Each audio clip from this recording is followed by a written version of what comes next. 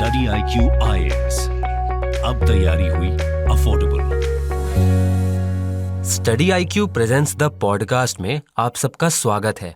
आज के एपिसोड में हम रिफॉर्म्स इन जुडिशियल सिस्टम को समझने की कोशिश करेंगे। सर, क्या आप हमें बता सकते हैं कि इंडिपेंडेंस ऑफ जुडिशरी कितना इंपॉर्टेंट होता है? किसी भी डेमोक्रेसी के लिए जुडिशरी का इंडिपेंडेंट होना बहुत ही जरूरी होता है। हमारी कंट्री की प्रॉस्पेरिटी और स्टेबिलिटी के लिए रूल ऑफ लॉ बहुत जरूरी है, और रूल ऑफ लॉ तभी इंप्लीमेंट हो पाएगा जब जुडिशरी इंडिपेंडेंट और इम्पार्शियल तरीके से फंक्शन करती है। इंडिपेंडेंस ऑफ जुडिशरी का यह मतलब होता है कि रूल ऑफ लॉ को बिना किसी एक्सटर्नल इन्फ्लुएंस के और फियर के अपहोल्ड किया जाए और गवर्नमेंट के सभी एक्शंस पर कंट्रोल मेंटेन किया जा सके। इतना ही नहीं, इंडिपेंडेंस ऑफ जुडिशरी हमारी कॉन्स्टिट्यूशन के बेसिक स्ट्रक्चर का एक हिस्सा है, और हमारी कंट्री में लीगल सिस्टम किसी पॉलिटिकल इंटरेस्ट को सेटिस्फाई करने के लिए नहीं, बल्कि न्यूट्रली डिसीजंस लेने के लिए डेवलप हुआ है।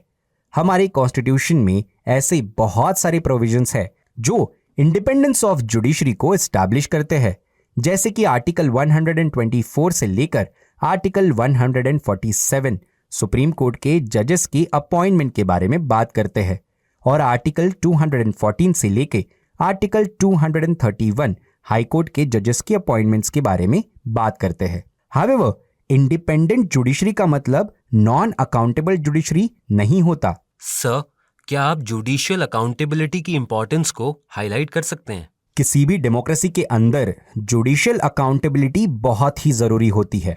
जुडिशियल गवर्नेंस का एक बहुत ही महत्वपूर्ण और इसेंशियल विंग होता है जिसे अकाउंटेबल होना बहुत जरूरी है। जुडिशियल अकाउंटेबिलिटी का ये मतलब होता है कि कोर्ट के सभी जजेस अपने डिसीजंस के लिए रिस्पॉन्सिबल होते हैं, और जजेस की ये रिस्पॉन्सिबिलिटी है कि वो डिसीजन मेकिंग प्रोसेस को जितना ट्रांसपेरेंट हो सके उतना ट्रांसपेरेंट बनाएं और अपने डिसीजंस के थ्रू अकाउंटेबिलिटी को इंश्योर करे। जुडिशियल अकाउंटेबिलिटी का एक मतलब ये भी होता है कि जुडिशरी लॉ के प्रति अकाउंटेबल हो, और इतना ही नहीं तो जुडिशरी को जनरल पब्लिक के लिए भी रिस्पॉन्सिबल और अकाउंटेबल होना पड़ता है। सर, हम ये जानना चाहते हैं कि हमें जुडिशियल रिफॉर्म्स की जरूरत क्यों पड़ती है? ये बहुत ही अच्छा क्वेश्चन है। जहां पर हम रिफॉर्म्स और जुडिशियल रिफॉर्म्स की बात करते हैं तो इनकी जरूरत को हम समझ नहीं पाते। पहला मुद्दा यह है कि इंडिपेंडेंट ऑफ जुडिशरी और अकाउंटेबिलिटी ऑफ जुडिशरी को बैलेंस करने के लिए जुडिशियल रिफॉर्म्स की जरूरत होती है, क्योंकि जुडिशरी की इंडिपेंडेंस और अकाउंटेबिलिटी एक दूसरे को कॉम्प्लीमेंट करते हैं। ये दोनों कॉन्सेप्ट इंश्योर करते हैं कि जुडिशियल इंटेग्रिटी मेंटेन रहे और हमारी लीगल सिस्टम इफिशिएंट बनी रहे। हमें केस मैनेजमेंट के लिए रिफॉर्म्स की जरूरत होती है, एडजर्नमेंट के लिए फ्रीक्वेंसी को कम करने के लिए और बेटर केस लिस्टिंग की जरूरत होती है। ऐसे बहुत सारे रिफॉर्म्स हम धीरे धीरे देखेंगे। रिफॉर्म्स की अगर हम बात करें तो अपॉइंटमेंट्स एंड इंफ्रास्ट्रक्चर के अलावा भी हम कुछ और पॉइंट्स को समझने की कोशिश करते हैं जो कि रिफॉर्म्स को बहुत ही अच्छे वे में कॉम्प्लीमेंट कर सकते हैं। हालांकि अपॉइंटमेंट्स एंड इंफ्रास्ट्रक्चर की बात हर कोई करता है, और हमने भी प्रीवियस एपिसोड में इन सारी बातों को हाईलाइट किया था, और उसके अलावा हम जुडिशियल एफिशिएंसी को बढ़ाने के लिए और क्या कर सकते हैं उनके बारे में डिस्कस करते हैं। पहला मुद्दा यह है कि अब ये बहुत ही सही समय है जब सुप्रीम कोर्ट को हाई कोर्ट्स को डायरेक्टली एडमिनिस्टर करना चाहिए, क्योंकि जब supreme court directly high court को एडमिनिस्टर करेगी तो सुप्रीम कोर्ट अपने जजमेंट्स और जुडिशियल गवर्नेंस के लिए तो पूरी कंट्री को आंसरेबल होगी। दूसरा रिफॉर्म का कॉम्प्लीमेंट यह है कि जजेस को अपनी एनुअल फाइनेंशियल इनकम को डिस्क्लोज करना चाहिए ताकि वो सिटीजंस के सामने एक ट्रांसपेरेंसी मेंटेन कर सके। नेक्स्ट पॉइंट ऑफ रिफॉर्म ये है कि सुप्रीम कोर्ट के जजेस की रिटायरमेंट एज में जो डिस्पैरिटी है उसे रिमूव करना चाहिए।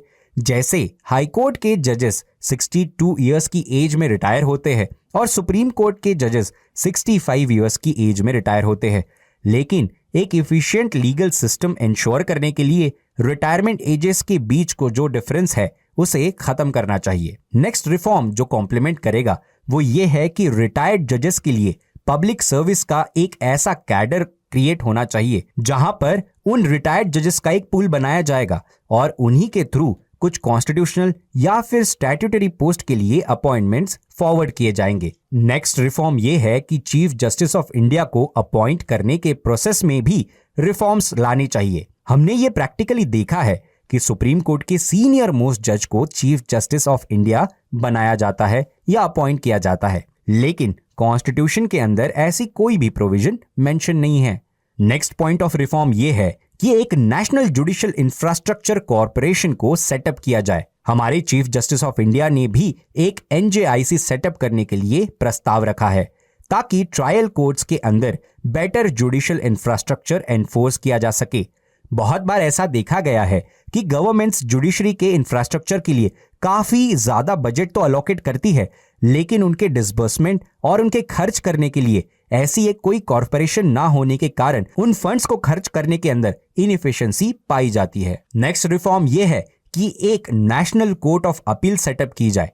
अगर एक नेशनल कोर्ट ऑफ अपील को सेटअप किया जाएगा with regional branches in Chennai, Mumbai, Kolkata इत्यादि, जिसे फाइनल कोर्ट ऑफ जस्टिस माना जाएगा, तो इससे सुप्रीम कोर्ट ऑफ इंडिया का बर्डन भी रिड्यूस हो सकता है। नेक्स्ट रिफॉर्म यह है कि एक ऑल इंडिया जुडिशरी सर्विस को सेटअप किया जाना चाहिए।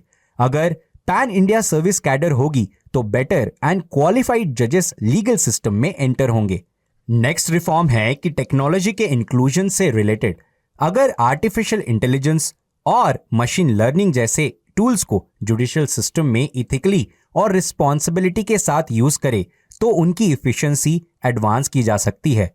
लीगल एजुकेशन को भी इंप्रूव करना बहुत ही जरूरी है, और अगर एजुकेशन सिस्टम को टाइम टू टाइम अपडेट किया जाए तो better utilization of judicial system को प्रमोट किया जा सकता है। नेक्स्ट जुडिशियल रिफॉर्म ये है कि अल्टरनेट डिस्प्यूट रिजोल्यूशन मैकेनिज्म को प्रमोट किया जाना चाहिए ताकि इसकी वजह से कोर्ट्स का बर्डन रिड्यूस हो जाए। नेक्स्ट रिफॉर्म है कि डिस्पेंसेशन इन लोकल लैंग्वेजेस, जो कि पूरे जुडिशियल सिस्टम को कॉमन इंडिविजुअल्स के लिए इजी और सिंपल बनाने के लिए लोकल लैंग्वेजेस में जस्टिस को डिलीवर किया जाना चाहिए। इससे कॉमन मैन जुडिशरी को बहुत ही आसानी से समझ सके।